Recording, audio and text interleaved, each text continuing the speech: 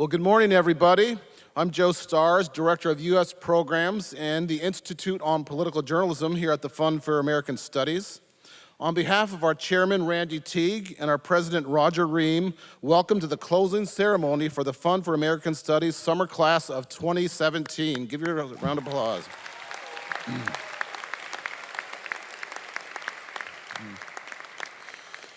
I'd like to offer a warm welcome to our students, our faculty, our internship supervisors, our mentors, members of the TFAS Board of Trustees and Board of Regents. I'd like to special thank you to our donors. Because of your generosity, many of these students are able to attend the program, so let's give a round of applause to our donors.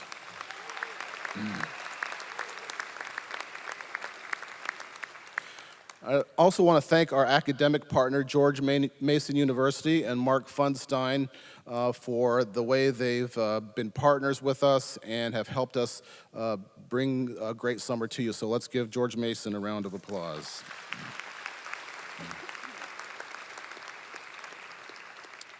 I want to offer a special thank you to the family members of our students who are here with us. Thank you for sending your sons or daughters to our program. And we promise to return them to you in a little more than an hour. We know the sacrifices that so many of you have made in order for them to come to DC to live, learn, and intern. It's been a joy to get to know them, to see them thrive, and to know that they will soon be part of the TFAS family. Additionally, I'd like to thank our partners at the Ronald Reagan Presidential Foundation and Institute. Through this partnership, we are able to offer the Leadership and the American Presidency Program, or LTAP for short. I really, really want to thank all my colleagues in U.S. programs. You guys make this happen, and you're wonderful, and I love you. And if you could please stand, let's give a round of applause to everybody in U.S. programs.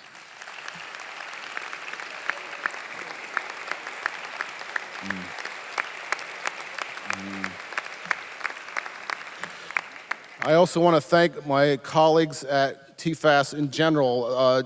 So much goes into making our programs possible, from the summer program to our international programs to our high school programs. So I know the lights are dim, but we have a great team here at TFAS. So if you're part of the TFAS staff, please stand and let's give them a round of applause as well.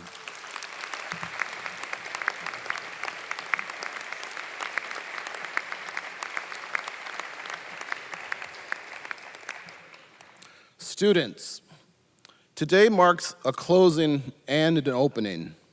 A closing in that you will soon leave Washington, say farewell to your friends and professional contacts you've made here in DC. You will close the chapter of your TFAS Summer 2017. This closing, of course, comes with a heavy dose of sadness, but also, hopefully, with a decent amount of gratitude. The opening also begins today. This opening is one of excitement and opportunity. As TFAS alumni, you will join a worldwide network of TFASers that will be open to you. Because of your TFAS experience, without a doubt, new opportunities will open to you. And hopefully, through your classes, guest lecture, site visits, and other experiences, your mind is open to new ideas and new ways of thinking. More importantly, we hope and pray that you will be open to taking the reins of leadership in whatever profession and spheres of influence you find yourself. We hope you will continue to be open to being leaders that the world so sorely needs now. And finally, we hope that you will be open to the promptings of divine providence and inspired to live a life of gratitude dedicated to a cause greater than yourselves. So thank you for joining us here today. Thank you for being great students. And now I'd like to introduce the president of TFAS, Roger Ream.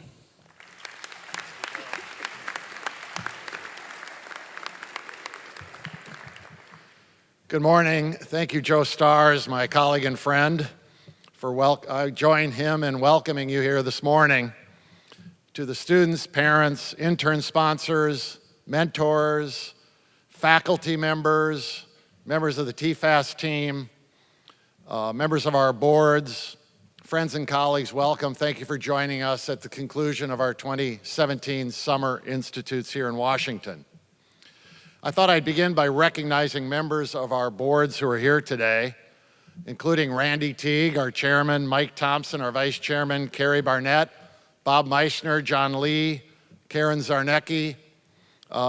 Thank you so much, Jeff Carneal, for your leadership, your counsel, and your financial support that enables us to do these outstanding programs.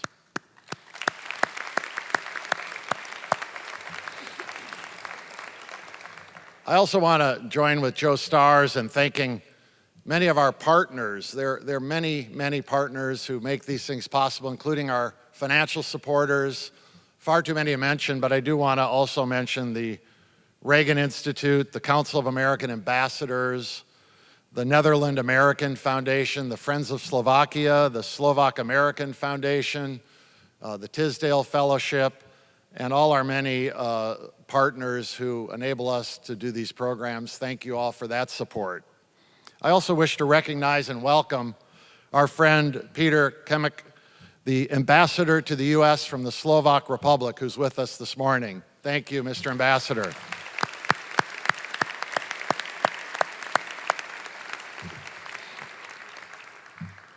And I want to offer a special thanks to 3 members of the TFAS team who are responsible for many of us being here today, responsible for the students being here in large part, Mary Connell, Dana Fout, and Mally Woodfin. Thank you so much for your hard work throughout the year in recruiting students to our programs.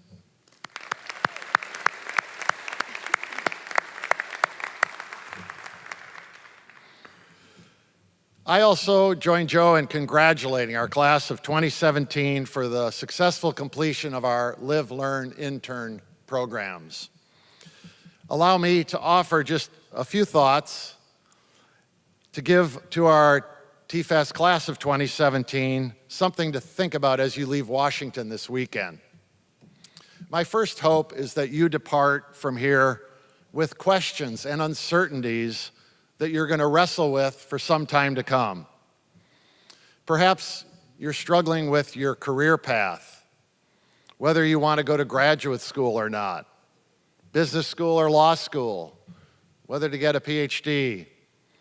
Those are all difficult questions that you should be wrestling with. The direction of your life should still be unclear. You'll reach many divergent paths you need to choose from. So don't be alarmed if it's the case that you've got difficult questions that you're really struggling to answer. Embrace that challenge. Perhaps there are lifelong beliefs that you're now questioning. It could be that a TFAS professor, a classmate, someone at your internship challenged you to think differently about something than you had before. You might be looking at politics, economics, or government differently than you did when you came here 8 weeks ago. That's outstanding if you're doing that. Learning comes from being challenged to think differently, to facing new ideas, different ideas, and grappling and wrestling with those ideas. So if you're leaving here this weekend with more questions than when you came, with more uncertainties, with struggling with the direction of your life, that's good. TFAS was founded with the purpose of developing leaders. We hope we challenge you this summer intellectually and in other ways so as to contribute to your growth as individuals. I want to share 2 quick stories of others who sat here in previous years. One is a story I heard recently from an alum who came to us from the University of Texas. She was very active politically on campus and in Austin, Texas. And one of her sorority sisters said to her one day, "You are so interested in politics, you've got to do this program I did last summer in Washington, D.C., the Fund for American Studies." So she applied, she was accepted, and she came to our program. And she said she came full of strong opinions and certainties about her political outlook. And one day in class, one of our professors assigned the students to do debates and to take the opposite positions than those that they held themselves. So she had to grapple with learning a position on immigration and illegal immigration that wasn't the position she had, and then debate that position against other students. And she said in the course of preparing for that debate, she suddenly realized that the position she was forced to debate, she came to agree with. And it started rethinking her whole outlook on her political ideology. And at the end of the summer, she said she'd done this flip in the way she looked at the world. She ended up in a career in politics, and now she's a very successful entrepreneur in Texas. So that was a case of something in the class that caused her to think about her political outlook. Another student, a few years before that, from Drew University in New Jersey, came to us, having had one course in economics and having hated it at Drew. And he got signed to an internship for a US Senator on Capitol Hill, who worked on the Judiciary Committee. And during that summer, he told me, he had our economics class, and suddenly he got turned on to economics in a way he never had at his home university. And at the Judiciary Committee, he got fascinated with the legal profession. So he ended up going to law school, and when he graduated, he later founded an organization to fight for the legal rights and the economic liberties of the disadvantaged in our society. A very successful organization. He's argued several cases before the Supreme Court, and he was really recently appointed to the state Supreme Court in his state. So we love hearing those stories about TFAS students where we've had an impact like that. For some, it's transformational. For others, it makes little differences in the direction of their lives. Many, as you've probably heard, find a spouse in our program. Profound difference in their life.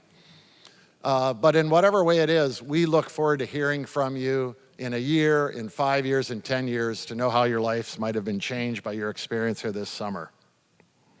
I know we have international students who are here who will be traveling home to countries far from the US. I hope you leave with a good impression of the United States, its founding ideas and institutions, flaws and all. We've enjoyed having you in our program. To the Americans here, always remember that freedom is a blessing. It's a moral achievement. Being able to live your life as you choose is a blessing from God. Remember always that freedom means you must take responsibility for the consequences of your actions.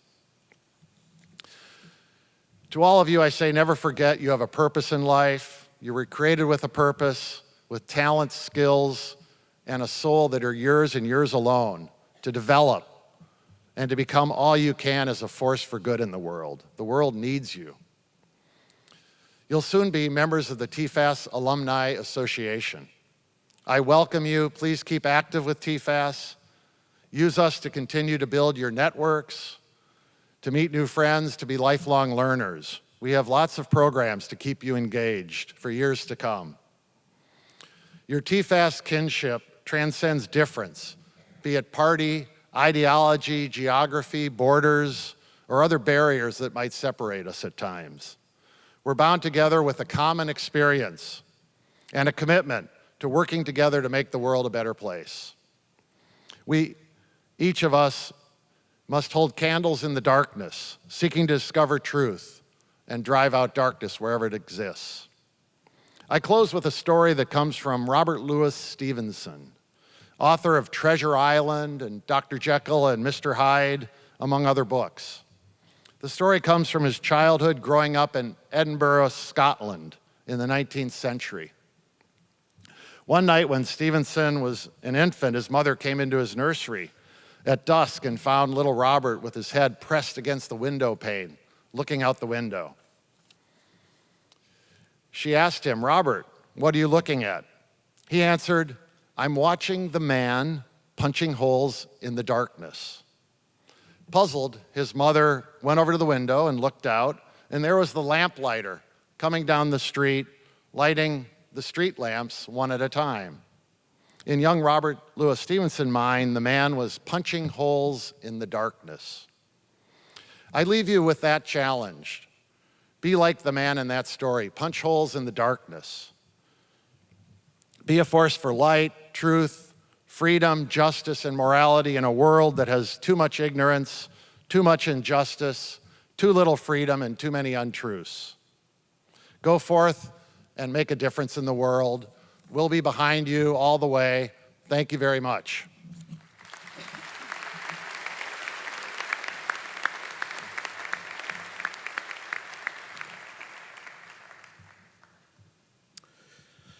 So next we'd like to start the formal ceremony with our Pledge of Allegiance and an invocation. Here to lead us in the pledge is Walter Castillo, a student with our Institute on Economic and International Affairs. Walter attends Saddleback College and is an economics major. His hometown is Mission Viejo in California, and he interned this summer at the Hudson Institute. Walter is also a U.S. Army veteran with the 75th Ranger Regiment and spent 2 deployments in Afghanistan. To lead us in the invocation is Veronica Julia, a student with our Institute on Philanthropy and Voluntary Service from Louisiana State University. She's an English major and her hometown is New Orleans, and she interned this summer with an organization, Church on the Hill. Please welcome them.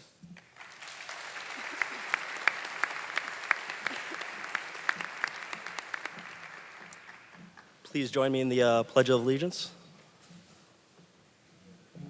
I pledge allegiance to the flag of the United States of America and to the republic for which it stands, one nation, under God, indivisible, with liberty and justice for all.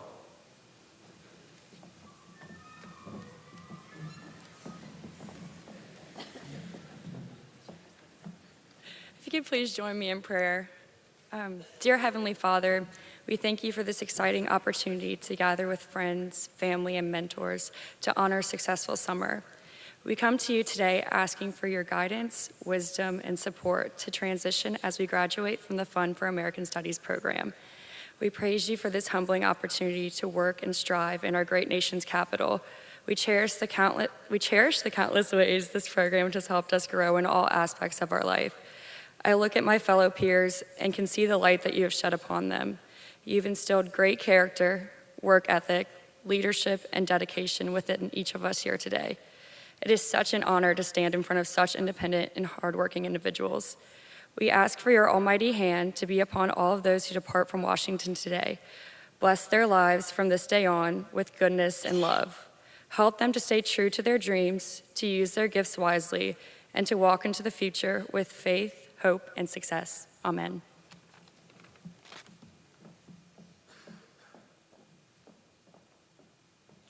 Thank you, Veronica.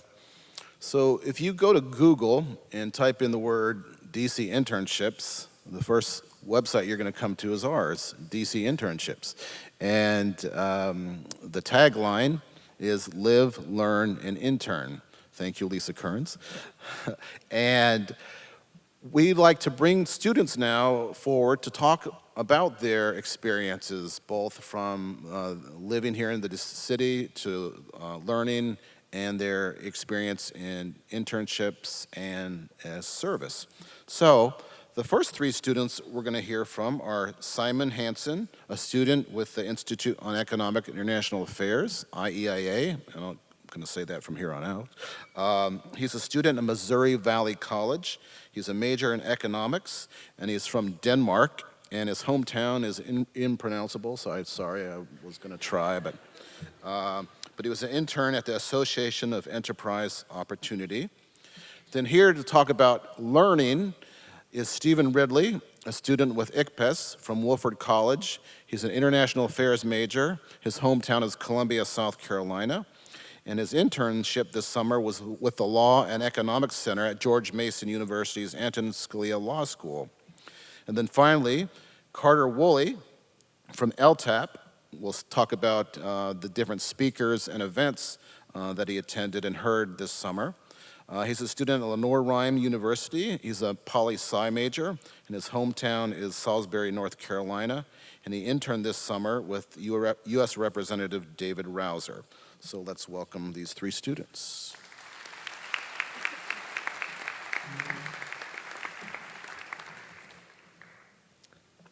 Oops. Thank you, Joe. So, good morning, TFAS. First, I would like to thank Mr. Colin Parks for accepting me into this amazing summer program and for recommending me to represent IEIA this morning. It is a great honor to be here and have a chance to share with you some of my memorable moments from my time here in DC. Throughout the summer, I've built a great network with the TFAS staff, professionals working in DC, and students across all institutes. Being surrounded by so many gifted and intellectual individuals has inspired me to be the best version of myself. TFAS has provided numerous amounts of social events this summer, and I cannot think of an event that I haven't attended during these 8 weeks. And I think all the photos on the various social media sites prove that.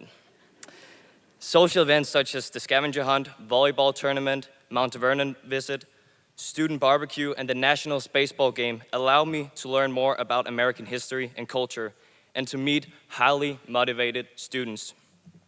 Living in the heart of DC at George Washington campus made it easier for me to explore the great diversity of the city. This local diversity reveals that the United States is still the land of opportunities based on the key principles of the Founding Fathers: freedom and liberty. These American values have allowed people to follow their dreams and foster human excellence. My experience with TFAS made me realize that life is more than just aiming for a six-figure income. I believe that having the opportunity to connect with professionals from different institutions and organizations here in DC is something that makes this program unique. Meeting all of these passionate professionals and participating in these incredibly informative and amazing events have enhanced my understanding of how important it is to have access to all these wonderful events. There are a lot of people who do not have the same access as we do. And I believe that not only is education important, but having the opportunity to meet other people is crucial. In conclusion, I want to leave you with something that I've learned this summer, and that is the precondition for success is the access to opportunities. I'm optimistic that one day I'll come back to DC and change the world with you, and I hope that we can work together to make the playing field more equal and to continue to provide even more opportunities for people who do not have the same privileges as we do. I'm grateful to be standing here today, and I'm thankful for the opportunities and experiences that TFAS has provided throughout this summer. And remember, always take advantage of every possible opportunity. Thank you.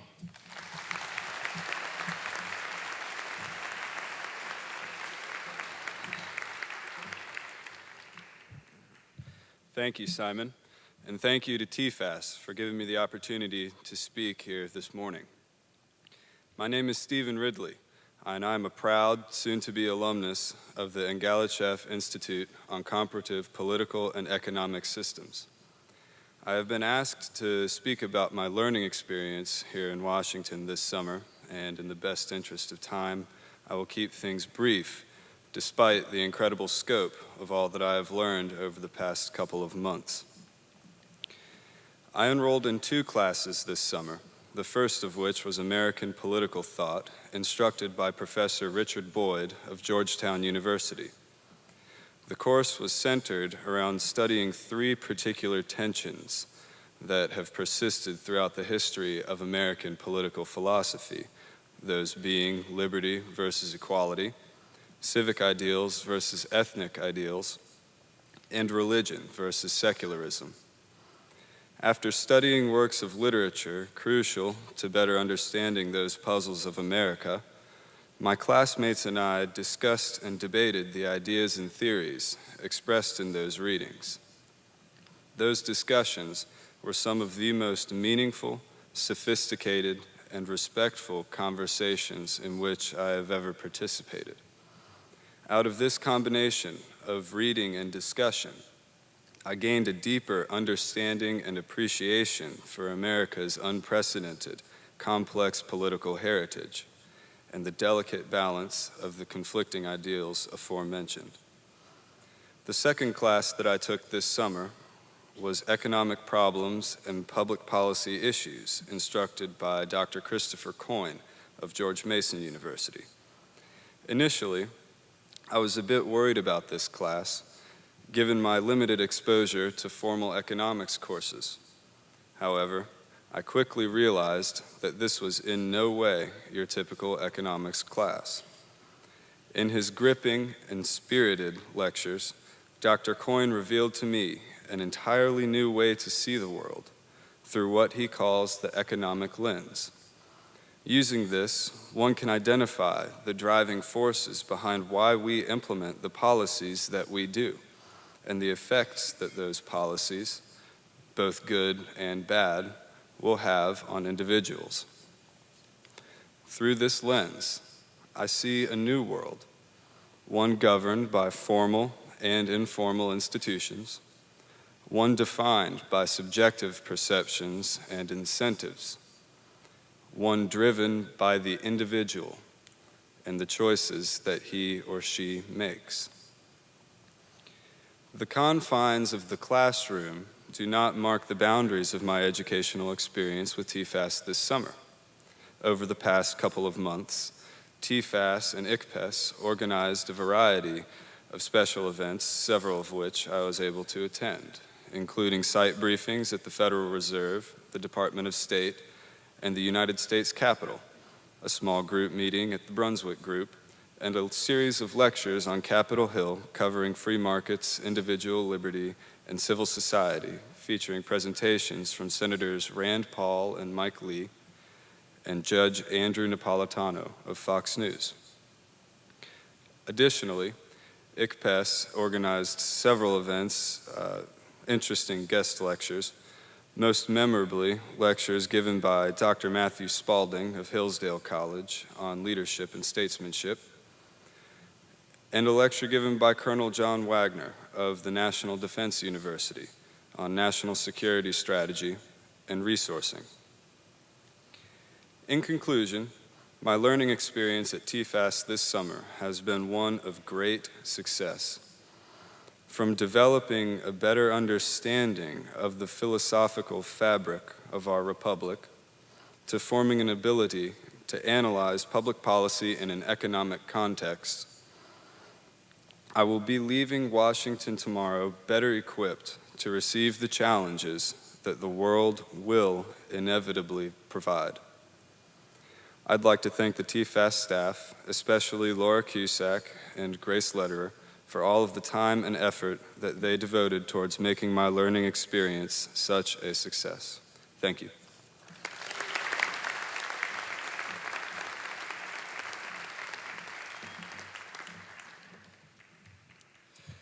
Thank you, Stephen, and good morning to you all. My name is Carter Woolley.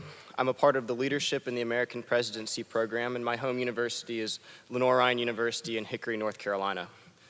I'd like to give a sincere thank you to TFAS, to all the staff, alumni, mentors, and professors.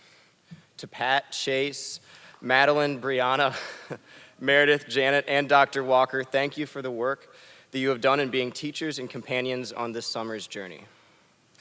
I've never experienced a program or an organization that has ran so smoothly and so effectively. And now that the journey has reached its end, it's impossible not to look back at where we've been and wish that we could press reset to start again. TFAS has afforded us so many opportunities for learning outside of the classroom that are truly unforgettable. From roundtable discussions to professional seminars to the first ever TFAS Foreign Policy Symposium. There's just been so much that has kept us busy this summer. We have heard from speakers such as former Attorney General Edwin Meese, Senator Rand Paul, former Ambassador Mark Green, and my personal favorite, economist Nick Eberstadt. Each of us has had moments that will forever leave an imprint upon our memory. Moments like walking onto the House floor, shaking hands, and getting a picture made with our favorite congressperson, or visiting the Smithsonian. I'll never forget the first time I walked into the Russell Senate building for the Capitol Hill Lecture Series to see Rand Paul speak. I was coming from the Cannon House building where I worked as an intern, and in the basement of that labyrinth, I literally physically almost ran into Bernie Sanders. It's crazy, still starstruck. Going up the marble steps, I passed the offices of senators like Mitch McConnell and my personal favorite, Lindsey Graham, and enjoyed a fantastic speech on the war in Yemen by Senator Rand Paul. Here in DC, I'm constantly reminded that we are truly walking in the footsteps of giants, great men and women that have brought America to the highest of heights. Every day spent in DC offers us lessons, both great and small, about who we are, where we come from, the things which bring us together, and where we're going. Thank you to TFAS for affording us the opportunity to live, learn, and intern in the most powerful city on the planet, Washington, DC. When we leave, we'll take these lessons and experiences with us. These are great times and great moments for us all, moments we'll look back on and say, man, I wish I was back in good old DC. Thank you.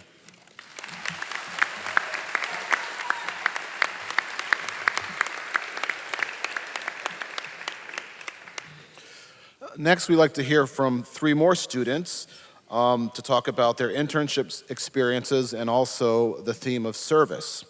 So first up will be Jasmine Campbell. She was a student with IPJ, and she was a recent graduate of the College of Charleston with a major in communications. Her hometown is St. Stephen, South Carolina, and this summer her internship was with New York One Spectrum Television News. Next, we'll be joined by Ryan Van Dusen, a student from IBGA, the Institute on Business and Government Affairs. And he is from Concordia University in Irvine. He's an economics major from Gilbert, Arizona. And he interned this summer at the World Shipping Council. And then finally, to talk about the theme and her experience with service is Maria Takakova from Cornelius University in Bratislava, Slovakia. She's a management major, and this summer she interned with Mentors, Inc. So let's welcome Jasmine Campbell.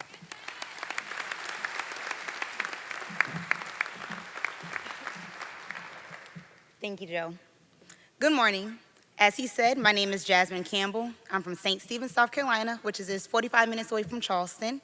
I am a recent graduate of the College of Charleston, and I participated in the Institute of Political Journalism this summer with TFAS. I interned under New York One Spectrum News in the Washington, D.C. Bureau. This was my first time being in D.C., and honestly, I had no idea what to expect.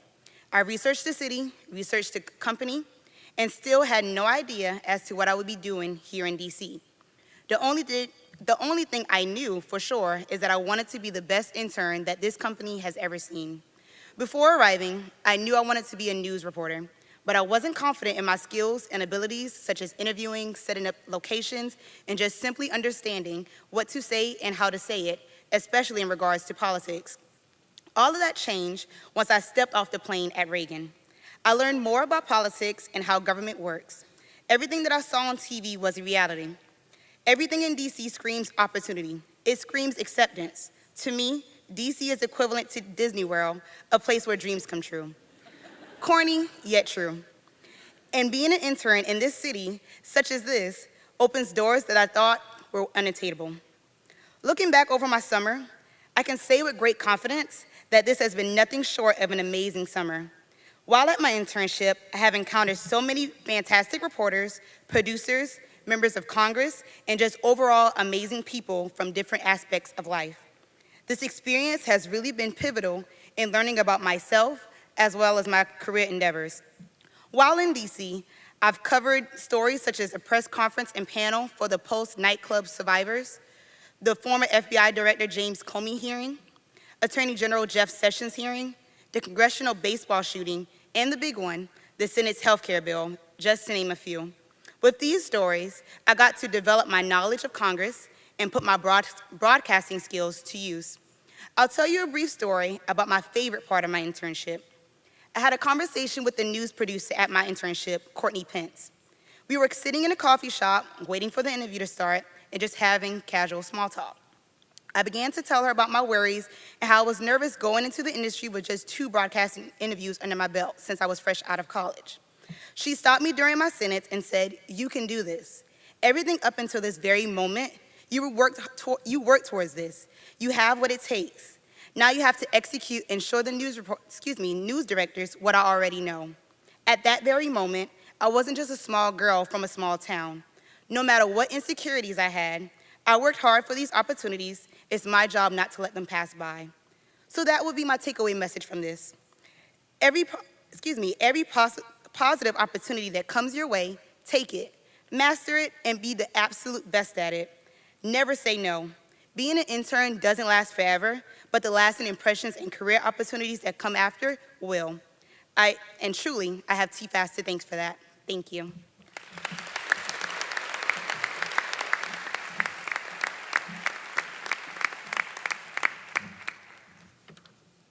Thank you, Jasmine, for sharing. My name is Ryan Van Duzen, and I participated in the Institute of Business and Government Affairs. For my internship, I was matched with World Shipping Council based on an interest in international trade and environmental public policy. I remember first hearing the name of the organization and thinking, even if I don't do anything exceptional, at least I'll get to say I work for a place with the words council and trade in the title. That sounds respectable. Those were quite literally my thoughts, and I spent plenty of time speculating about the experience. In reality, I could not have asked for a better internship because of the experience itself. There's no way I could have predicted the vast environment I would be absorbing or the intriguing characters I would encounter who would leave a permanent impact on my life. To give an overview, World Shipping Council represents the container shipping industry and advocates on behalf of members that account for $450 billion worth of trade and 14 million jobs in the US alone, transporting $4 trillion in goods across the globe every year. Needless to say, the work that the organization does carries a profound impact. This meant that as soon as I arrived, my supervisor made sure I came up to speed on the issues pretty quickly. By my second day, I was sitting in a boardroom with industry executives from a variety of countries as part of the Environmental Advisory Committee and discussing the implications of groundbreaking UN regulations of greenhouse gases. My most expansive project involved doing a case-by-case assessment of how prepared each member would be given a variety of emerging carbon emission standards, rules that have never been enforced for vessels before.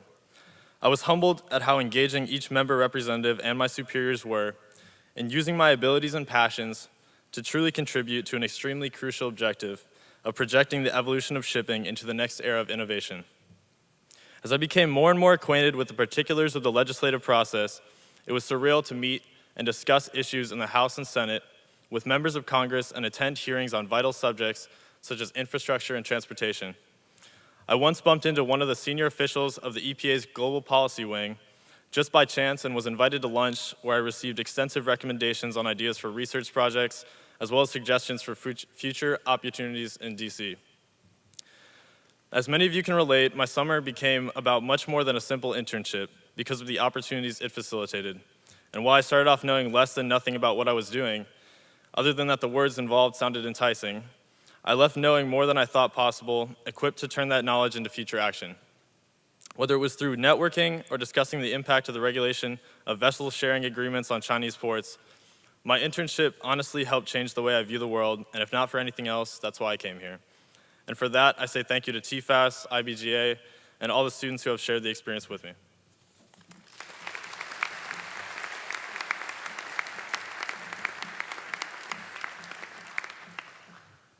Thank you, Ryan, for sharing your story. Good morning, everybody. My name is Maria Sofia Takachova, and I'm an incoming junior at Comenius University in Bratislava, Slovakia. This summer, I had the opportunity to take part in the Institute of Philanthropy and Voluntary Service, otherwise known as ICPES. It's hard to believe that it has already been 8 weeks since we all came together to experience the summer of our lives. Young, inspiring people from all over the United States and the world came to this country's capital with their own perspectives on what it means to make a positive change in their communities. However, we soon realized that it doesn't matter where you come from, what your background is, what language you speak. The desire to serve is universal. The first weekend, we, along with other TFAS students, participated in the Service Saturday, where we helped to enhance a community garden, got our hands dirty, and contributed to the beauty of our surroundings with Washington parks and people. Each of us did this fun and joy even if we had to work in DC heat we all know and love. We went above and beyond and volunteered with organizations that hosted such as the Ronald McDonald House, Jubilee Jobs, Martha's Table, and the Trust for the National Mall. From working with kids to cooking breakfast for families in need, we did so with smiles on our faces. During our stay here, the IPVS students volunteered through a variety of fundraisers like our volleyball tournament, cornhole tournament, raffle, and car wash. All proceeds went to benefit a nonprofit, which was selected by the grant committee I was fortunate to be a part of. With the help of TFAS, IPVS worked together to provide an amazing $2,000 check to one of the DC nonprofits, Bright Beginnings, which helps children in homelessness.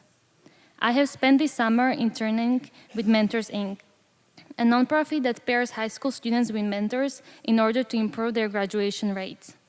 At my internship, I was helping to coordinate and organize the mentor program, as well as assisting with the organization's social media. Students in our program have a 90% graduation rate compared to a rate of 60% for their peers in DC. It was a pleasure to volunteer for an organization with such a meaningful mission.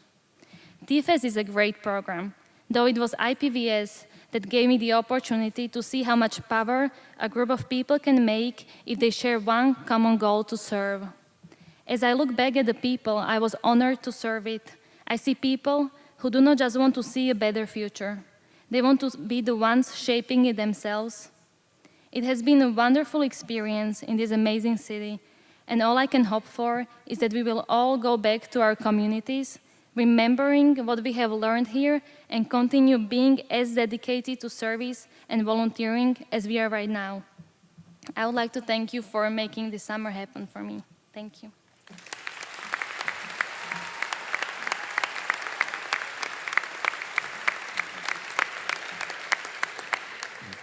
Thank you, Maria.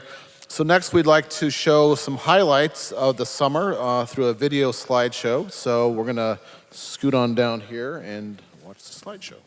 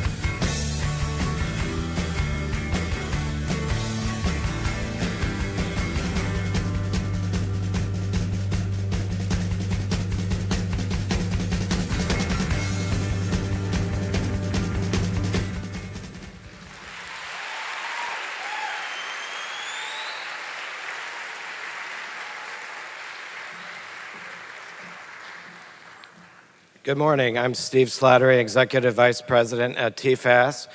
And I just wanted to say I've been with TFAS for over 20 years, and this is one of our greatest groups we've ever had. So our 50th anniversary, one of our greatest classes, so congratulations. And this morning, I'm pleased to introduce one of our own as our today's keynote speaker.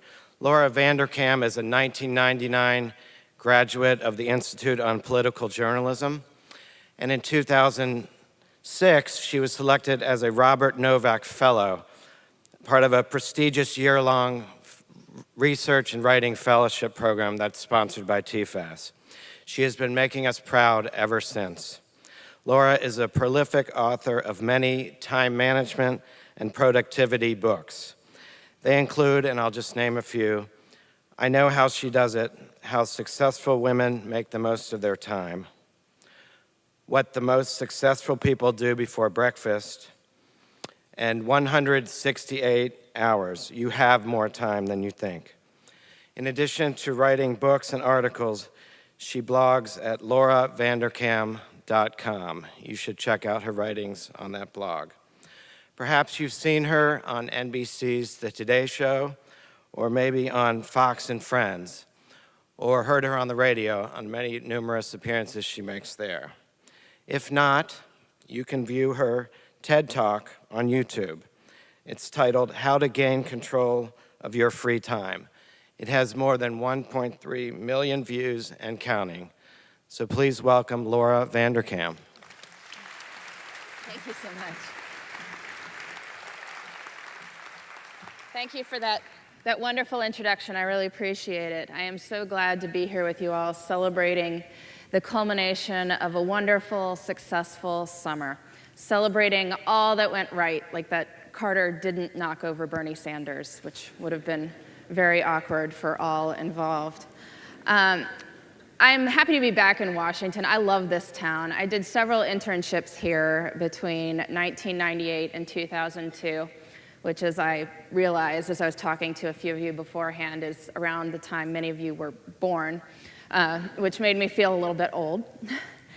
It was a good time. I did 2 summers at the Washington Times, the second one as a Fund for American Studies participant, and I wound up doing 2 summers at USA Today. It was a year-long internship, but I started in June, and then the intern who was supposed to follow me couldn't start till September, so I wound up with 2 summers there as well. So 4 summers as an intern is probably some sort of record. I guess I could not get enough of this place. But it was really a wonderful experience. Places were a lot more open perhaps then than they were now in the late 1990s, but it was amazing to me how I could just take my press pass and walk into Capitol Hill and go to hearings or events they were having there. And it was amazing how open things were. And I'm from Indiana, which is a great place, but perhaps not the hub of urban sophistication. And so all these things I had been learning about in government class were going on here. I was just amazed by that I had watched those videos on Schoolhouse Rock on how a bill becomes a law. And I think you all are too young for that, but maybe it's your parents who are giggling, or they watched them in the 1970s. And that was what was going on. I could see people talking about how they wanted their bills to become law, or maybe I'd read about, a senator quoted in the New York Times and then could see him talking about something he wanted to do live, and I found that really quite wonderful. And I know that it sounds a bit charmingly naive, perhaps. I did realize eventually there's a lot of grandstanding involved in it as well. I became a wee bit less charmingly naive over the course of 4 summers. I remember one particular experience. I was writing an article one summer about a gentleman who had made a large donation to a scholarship fund to give deserving children the chance for better education. And I wrote this piece, and I turned it into my editor, and then I get a frantic call from a senator's office, the press agent at a senator's office, and she had called the paper and was put through to the switchboard who was writing a story about this. So I'm talking to her, she's like, I gotta send you a press release, okay. So she faxed it to me, because that's how we rolled in the late 1990s. And so I'm looking at it with a quote from the senator that he wants to be quoted in an article about some other guy giving his own money for other people who had nothing to do with this senator. But anyway, so I don't know what to do with it. It's an important guy, so I take it over to my editor. I'm like, well, what do I do with this? Do you want to put this in the story? And he looks at the press release and looks at my story, takes the press release, drops it in the recycling bin, and says, nope. And I realized that's kind of the function of journalism sometimes, right? Is to just say, nope. There were many other things I learned too. Much as people like to dislike Washington and some of the grandstanding here, when things do go wrong, people rally around the place. And of course, the most momentous internship experience for me here is that I was interning when 9/11 happened. I was working at USA Today at the time. And I remember that very beautiful blue Tuesday morning. I got on the subway, the metro, to go to work, and people got on and started talking about how planes had hit the Twin Towers. And I got off the subway in Arlington, because that's where we were at the time, and rode the elevator up to the top of our very tall building. And shortly after arriving to work, somebody starts running through the hall and says, well, a plane has just hit the Pentagon, too. And I go look out the window, and in fact, it had, right? And I will remember those plumes of smoke rising out of the Pentagon for the rest of my life. And it was quite a day. I mean, obviously, we were all trying to figure out what was going on. We were getting alarms constantly, trying to figure out where did we need to evacuate our building. People would say we needed to, and then we didn't.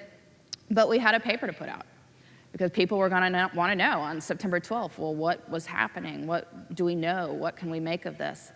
And so we all pitched in to make that happen. And one of the jobs I took on that day was checking letters to the editor. Normally, we would have done letters to the editor a few days ahead of time, but no one was going to want to read the next day about anything else. There was only one story. So I start calling people who'd sent in letters to the editor already about what was going on. And I call one gentleman who he didn't recognize the number, and he picks up the phone yelling, "What are you selling on a morning like this?"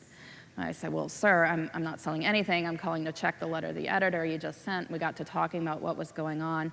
And he was saying, well, we're cheering for you. Get that paper out and stay safe. So people really rally around Washington when things happen here. Anyway, I learned a lot from my internships. I learned how to write tight. Certainly writing for print, those of you who only are in the digital world have never experienced this thing, but with print, there's only so much space. And so if your story's longer, it can't fit. You have to cut it. And I learned about getting rid of a few words here and there in a convenient way to not have to cut as much and yet still have it fit. I learned what makes a good headline. I learned who could be an expert, what would be a good photo. And I learned some people skills that I was perhaps not as advanced on in the time. I'm sure you all are far more advanced in the people skills department. Me, not so much. I remember the first days of one of my internships, a very wonderful, kindly editor had come up to me and she's like, "Laura, can you get coffee?" And I was like bristling, like, what is this? They find the youngest woman in the room and turn her into the coffee fetcher. And then she saw me bristling, she's like, "Laura, I mean, can you go to Starbucks with me and get coffee together and talk about what you want to get out of this program?"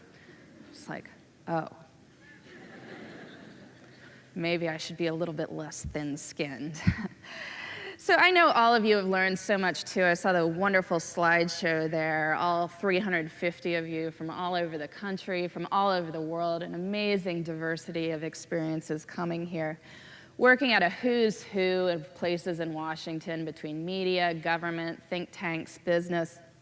I've been hearing about the wonderful things you all have been trusted to do by your employers, which is really pretty amazing. And I know you have gotten so much out of this. So you've just completed a summer that is going to stick with you for a long time, as it should. Because really, the whole idea of an internship gets at a lot of what everyone is trying to sort out with the world of work in the future.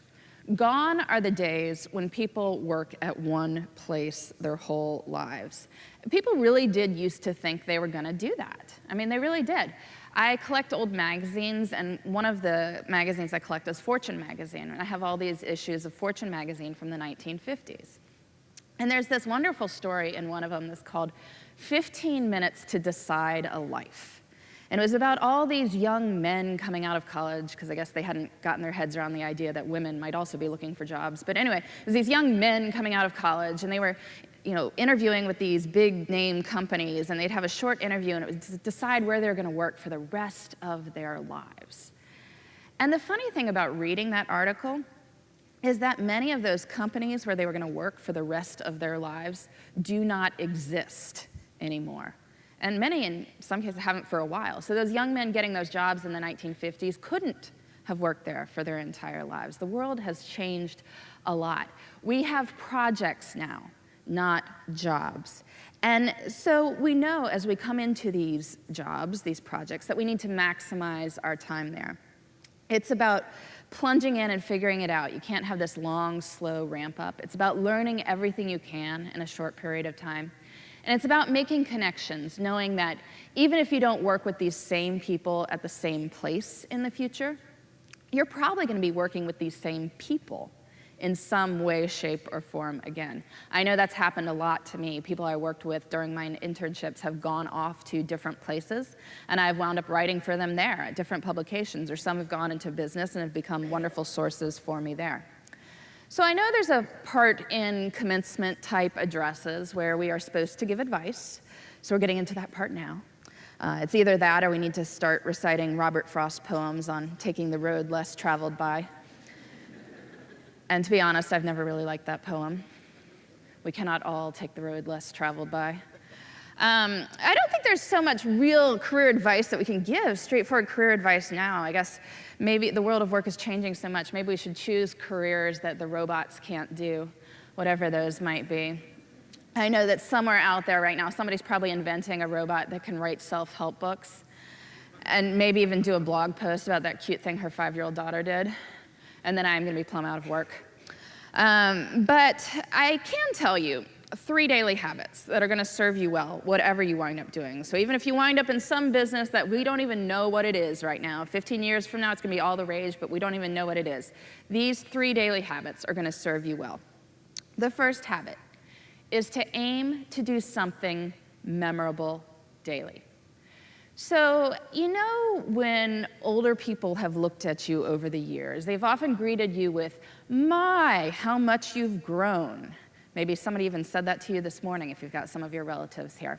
And the truth is, they are saying that as much in shock as anything else. Because as we get older, time starts to get repetitive. Life starts to get repetitive.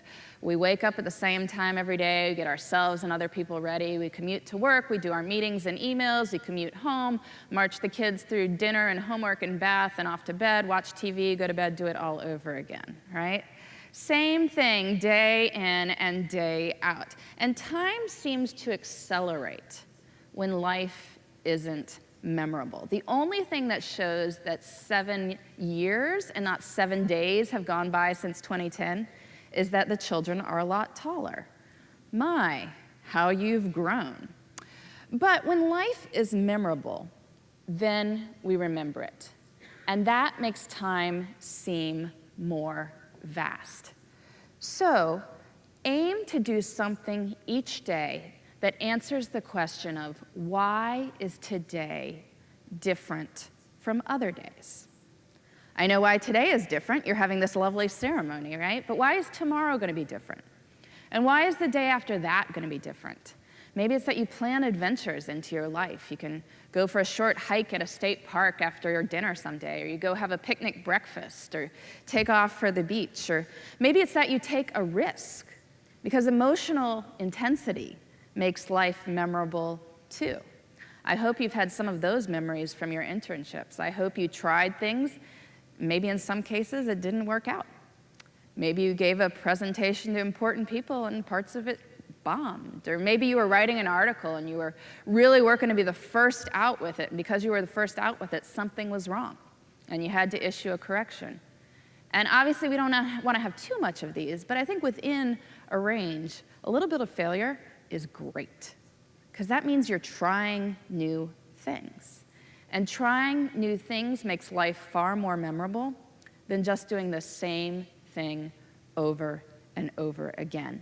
So answer that question. What makes today different from other days? We do not ask where the time has gone when we know where the time went. So that's the first habit. Do something memorable daily. The second habit is to aim to learn something new daily. School is great. I know you all are here because you are rock star students. That's why you get the fancy internships, right? But school is insufficient. If you think about it, there's only so many books you're going to be assigned to read. So many wonderful ones you'll never be assigned to read. And even with that, we're only going to uncover a small corner of what is out there. I was doing the math on this the other day. If you read 25 books a year, which is far more than most adults ever read, and you live for 60 more years, I'm probably not going to live for 60 more years, but you might. That's 1,500 books, your whole life, right? So you think about the millions of books that have been published and will be published in the next 60 years, you're only going to read 1,500 of them. And even if you're crazy and you're reading like 3,000 of them, that's still just such a small corner. Partly this was disconcerting for somebody like me who writes books for a living. I'm like, wow, how do I convince people to make me part of that? But it's a small corner. And then there's so much stuff that's out there that maybe you're not even going to learn from books, useful life skills, like how to make small talk at parties. Turns out most people like to talk about themselves. So if you ask people questions about themselves and ask about their favorite stories, they're going to find you a brilliant conversationalist. So file that one away. Or maybe it's other skills like how to parallel park, which I confess I am still working on. Or maybe it's the name of a great hotel in upstate New York that your friend visits, says is life-changing, you got to go to. I mean, the world is an amazing place. And if you approach it with a spirit of curiosity, always asking, what can I know by the end of the day that I didn't know at the start? The world will deliver untold wonders to you. So aim to learn something new daily. And then the third habit is to establish one genuine human connection daily. As you go forward into your careers, go through college into your careers, people are going to spend a lot of time talking with you about the importance of networking. And they're going to say it like that too, networking. And you are going to sigh because it sounds atrocious. And certainly the way most people think about networking, it is pretty atrocious, like handing out business cards at parties, always looking over your shoulder to find someone more important to talk to. Yeah, that is pretty atrocious. So let's not look at it that way. Let's reframe it. The goal in life is to build up a community of people who you want to see succeed and who want you to succeed as well. And the way you build up that community is establishing one connection a day. It can take lots of forms. It could be a meaningful conversation you have with someone. It can be that you do something nice for someone. It can be that you send an email thanking someone for being in your life, for the amazing things they've done, or you've read something they wrote or saw something they said and you're thanking them for that. So you just send one of these a day, have one of these a day. If you do the math on this, 5 a week, maybe one every weekday, that's 250 a year. Even if only 10% of these people stay in your orbit long term, that's 25 a year. In 10 years, you guys will be about 30 years old then, you'll have 250 people who are just cheering you on. And that's a lot of people, right? In almost no time, you've become the happiest, most connected person out there. And we didn't even need to use that word networking, right? I was thinking of that recently when I heard from a former editor of mine at one of my internships. He had spent his life establishing many genuine human connections, many of us who had worked with him, all the writers he'd worked with over the years. I remember he'd reach out from time to time over the years, staying in touch. It's interesting to think how many of these human connections he had of people cheering for him. But last week, he was sending a different sort of email because, in fact, he was very ill. And his doctors had told him that he did not have very long to live. And so he was reaching out to all these wonderful connections he had over the years to say goodbye. And I mean, it's amazing to even fathom how many scores and scores of people must have been on this list, all the people he'd impacted over the years. I was very flattered to be on the list of people he was writing to say goodbye to. It brought me back to the short amount of time that we worked together. And while I'm very proud of the bylines I had at my various internships, it's certainly the people that I remember, right? Those people who are there with me, all the things they taught me, the risks they took on me. I mean, if you think about it, how crazy is that, the risks people take on young people when we're in internships, how confident they have to be to do that. Just showing us what a good life looks like. Showing that even if you're having a really crappy day, you can still bring it at work and get stuff done. showing how to deal with like a difficult personnel issue, or just showing that even if you're concerned about your physical safety, as we were on 9/11, that you can still do your job, still get that paper out, still make things happen, showing that. And no doubt that's the case for you all too. You've seen some amazing things this summer. You've worked with wonderful people. So reach out and say thank you. Say thank you to your classmates for putting up with your craziness. Say thank you to your professors for being patient with you. Say thank you to your supervisors at your internships. Say thank you to your parents and relatives for coming here today to support you. Because with the right people behind you, and looking at all the potential in this room, hearing all the potential in this room, I know the right people are going to want to be behind you. There is absolutely nothing you can't do. Thank you so much. Good luck.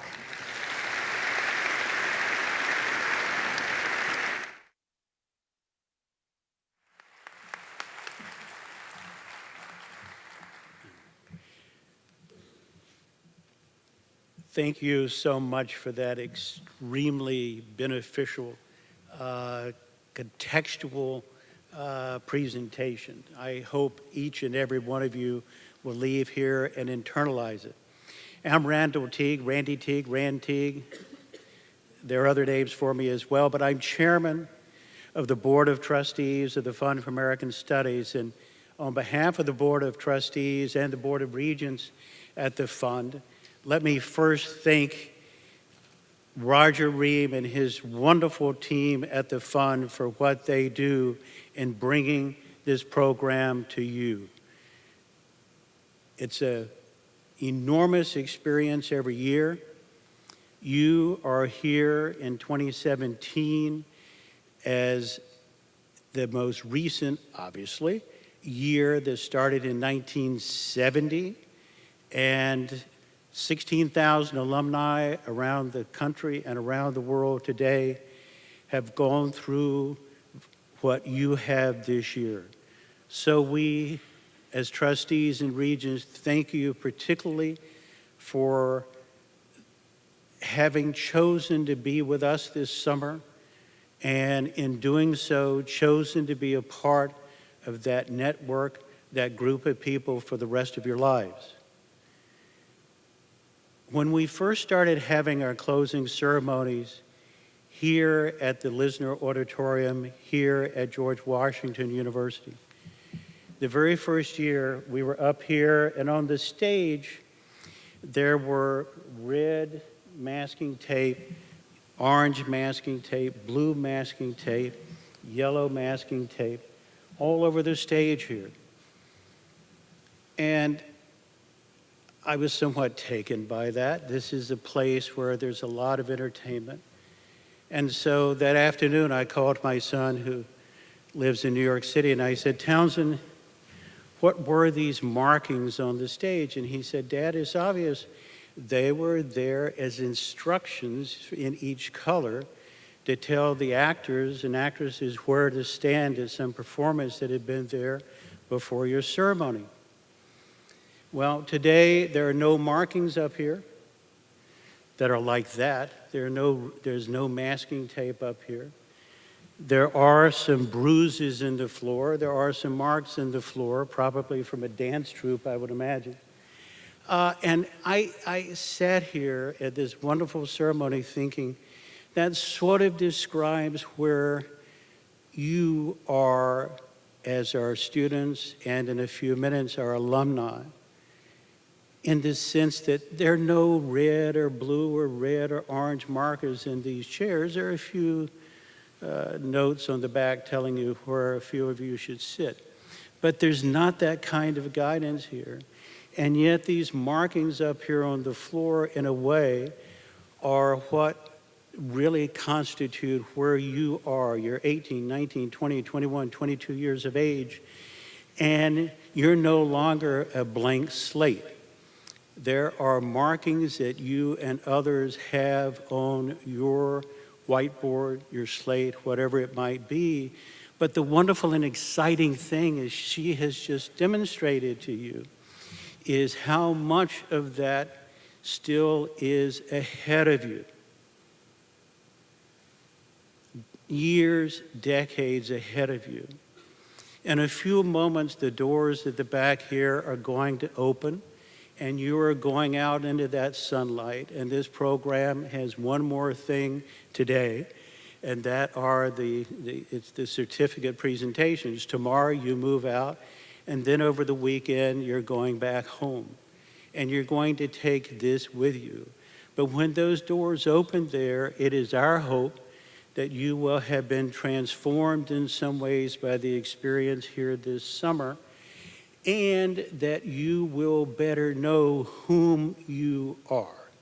And I think when I listen to Roger's remarks, when I listen to our wonderful presentations by the students, when I listen to this great keynote address, that's where you find yourself today.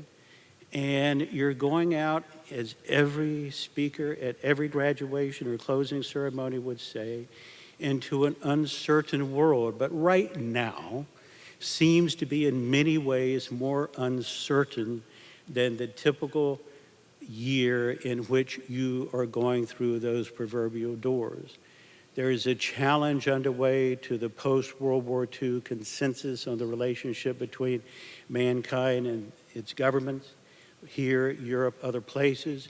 There are new challenges in the world community that are different from other challenges in other times in history, because the telecommunications and other revolutions have united us as a world in a different way, in the sense of how one country can affect the lives of the world, when one people or one culture, whatever it may be.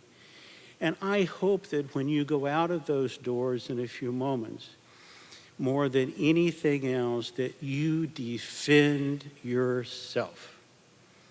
You resist the temptations of groupthink, no matter where groupthink may come from. You think about yourself and your relationship to family, your relationship to your community, and more broadly to that than your nation and the world, but you look at yourself as an individual. Over the last 3 or 4 years, there have been the most startlingly informative advances in the field of medical and social science known as human consciousness.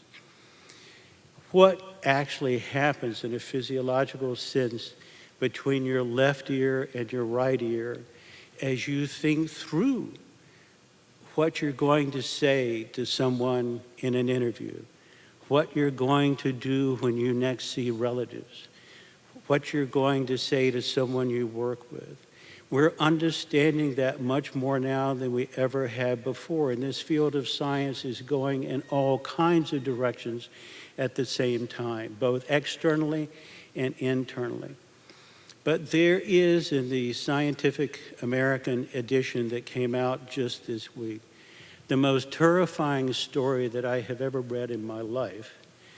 It's one that is written with a title that seeks to define the necessity of the integrity of what you think and what you believe. In that last 3 or 4 or 5 years, we've had a number of books that have come forward about what we believe and why we believe it, how that all comes about in human consciousness.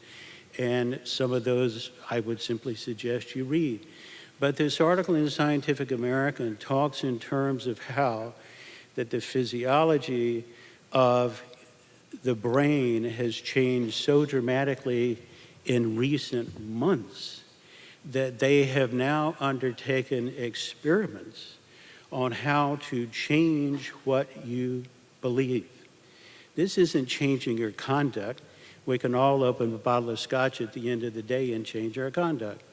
We can obviously pop a pill and change our conduct. But that's not what they're talking about. They're talking about actual interventions in the human brain that can change what a person believes. And I have never read anything more terrifying in my life.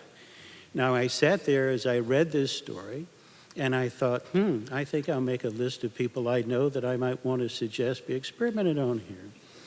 But that aside, the reality is that if such science comes about, there will be, in a Brave New World 1984 science fiction context, a desire among certain peoples to use that technology in very horrible ways. And so this is something that is unfolding now. It is in the context of a lot of other things that are going on in our lives where people want to control you.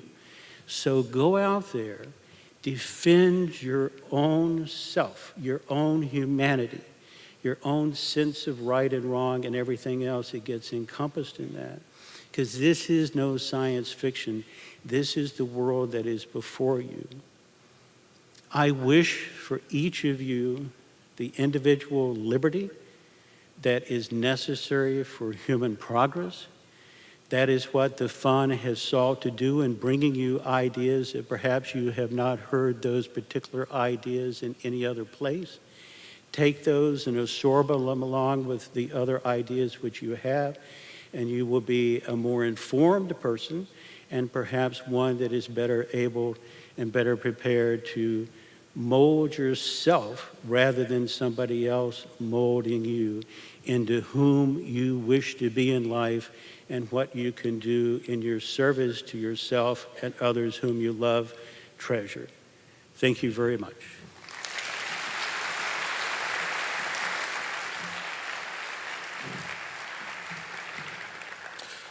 Thank you, Randy. So this concludes the ceremony in this room, and now we go to our individual institute certificate ceremonies.